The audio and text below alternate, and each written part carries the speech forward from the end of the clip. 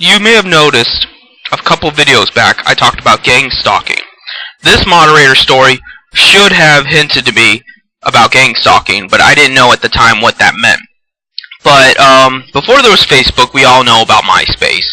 And, Myspace was pretty much as big as Facebook was in that era. And, everybody went there to socialize and to talk on different groups and things like that. Think about that in and of itself. Every group is its own entity, and it has its own moderators. So, if I'm getting banned from individual groups, what business of it is of MySpace itself, or Facebook for that matter, to go behind and ban you anyway? Like, ban you from the entirety of it, when obviously if a group has a problem with you, they have more than enough means to get rid of you themselves. It's obviously just about the rape. It's about the power. It's about the thuggery. It's about degrading you as a human being. But what got me was how, after countless group bans, and then eventually MySpace entirety bans, and I have actual family members and friends to attest to this, I was just making blogs at one point. I was just, I had my friends list, and I would write my blogs, and I would do pretty much what I'm doing here, where I would just, talk about my opinion on different subject matters, talk about what I saw in the news, what I'm feeling at the particular moment, my opinion on one subject matter or another, and I got banned yet again from MySpace for just blogging. I wasn't going to any groups. I wasn't, adding even strangers to my friends list to avoid getting flagged or something, and somehow I was still getting banned. That doesn't make any sense, does it? If you know who your friends are, and you aren't going to groups, how are the moderators finding you to flag you, let alone have a reason to?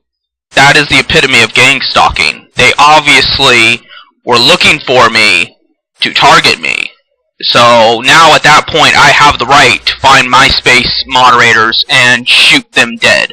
But, now MySpace is in the past. Nobody talks about MySpace anymore. It's dead in and of itself.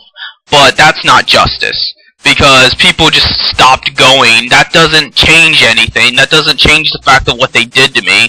That doesn't give me compensation for my loss and the bullshit I had to go through. And that certainly does not teach them anything. And it doesn't teach the entirety of the moderator institution anything. So in reality, they did get away with their crimes.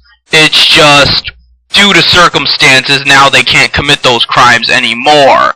So basically, they retired from the criminal enterprise, even though I'm pretty sure a bunch of MySpace moderators now work for Facebook. So, that's essentially the MySpace story of how you could be just in your little corner, making blogs and shit, leaving everybody else alone, but it doesn't mean moderators are going to leave you alone. It doesn't mean that they're going to just let you live. They don't even want to let you just live and exist. They want to come behind you and fucking torture you and stalk you and, come after you specifically. They're predators. And then people like Mark Anthony and Candy Cow say I'm violent. I'm not violent. I'm dealing with fucking savage animals. And if you see a savage animal, you fucking shoot them before they can attack you or your family. So, I guess that's it.